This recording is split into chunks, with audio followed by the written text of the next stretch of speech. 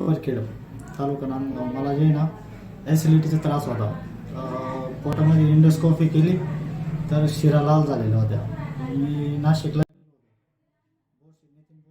मला मी मालेगावला नौकर हॉस्पिटलमध्ये आलो तर मॅडम सिटी चुरडे यांच्याकडे दाखवलं तर मला आता जवळपास 100% फरक पडलेला आहे. तर एकदम क्लिअर झालो मी आता. पोटाचा त्रास होत होता. पोटाचा त्रास झाला तर मी नौकर हॉस्पिटलला आलो. चौधरी मॅडमांकडे त्यांनी माझं रक्त चेक केलं, सोनोग्राफी केली. सोनोग्राफी केल्यानंतर त्यांनी जठराला सूज सांगितली. त्याच्यानंतर त्यांनी इंडोस्कोपी करायला लावली. इंडोस्कोपी केल्यानंतर मला त्या जखमा झालेल्या होत्या. मॅडमांनी मला 6 दिवस ॲडमिट करायला लावले. त्यांनी त्यांचा जो कोर्स होता तो केला, मला बरं केलं. त्याच्यानंतर मला 14 दिवसाच्या गोळ्या दिल्या. पत्ते वगैरे काहीच दिलं नाही. आज मी खंडणीत झालो आहे त्यांच्यावर. त्यामुळे मी मॅडमांचे आभार मानतो. धन्यवाद.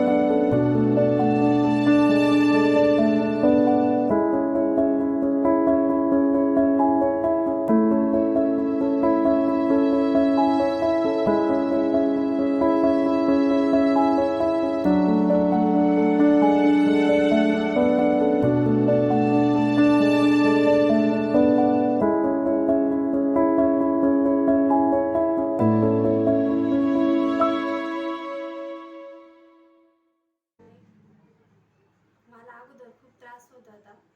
भरपूर दवाखाने फिरले पण असं कुठंच काही असं वाटत नव्हतं बाबा आता मला कुठं तरी असं माझं काही आजार सापडलं काही असं. प्रत्येक ठिकाणी गेलं तर डॉक्टर म्हणायचे काही नाही असंच सांगायचे.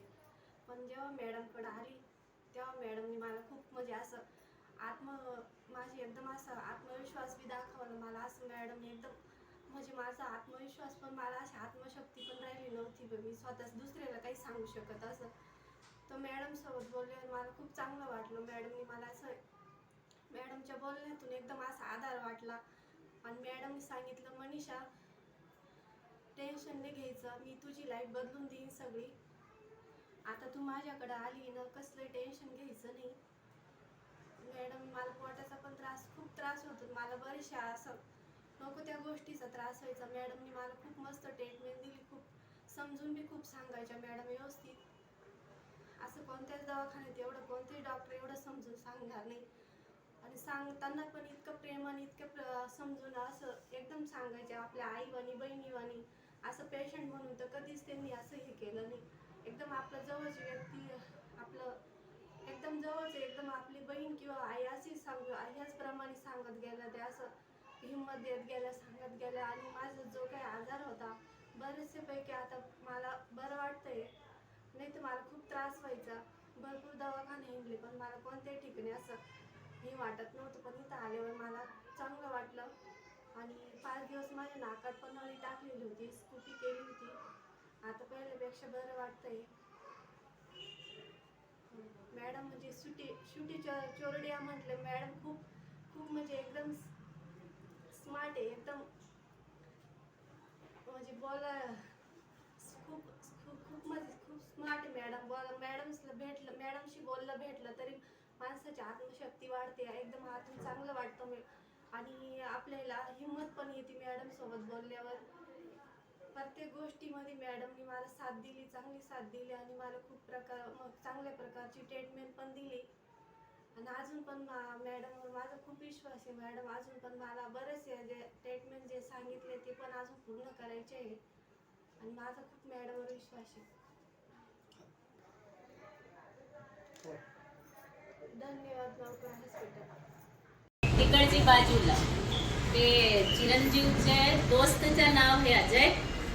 तर एकच रिक्वेस्ट आहे की एक बघायला पाहिजे ते भाऊला ज्यांनी हिंमत केली की 4 बगिंदरच्या लेझर वाटे ऑपरेशन करायला माझ्याकडे आला. पण आता ऑपरेशन थिएटरमध्ये एक पेशंट आहे ज्याचं आज सकाळी आता ऑपरेशन होईल आणि संध्याकाळी 7:30ला सुट्टी होईल. तर हे दोघं पेशंट याच्यासाठी सांगतो हे की जर वाढून आले आजार तर वेळ जास्ती लागते आणि आजारला जर वेळेवर क्लिअर केला तर आपली वेळ पण वाचून जाते, शरीराचा हाल पण वाचून जातो. जे पैसा मुलांना लागायला पाहिजे तो दवाखान्याला कशाला भरायचा. त्याच्यामुळे वेळेवर उपचार करा आणि निरोगी राहा. धन्यवाद पूजा. जे आता ऑपरेशन हे तेवढ्या मोठ्या ऑपरेशनची वेळ यायला नको पाहिजे, त्याच्यासाठी आपण जनजागृतीसाठी हे व्हिडिओ घेतो हे. धन्यवाद पूजा मॅडम. नको भाऊ नको नको नको नको नको, आपले देव हे साईबाबा सगळे देव.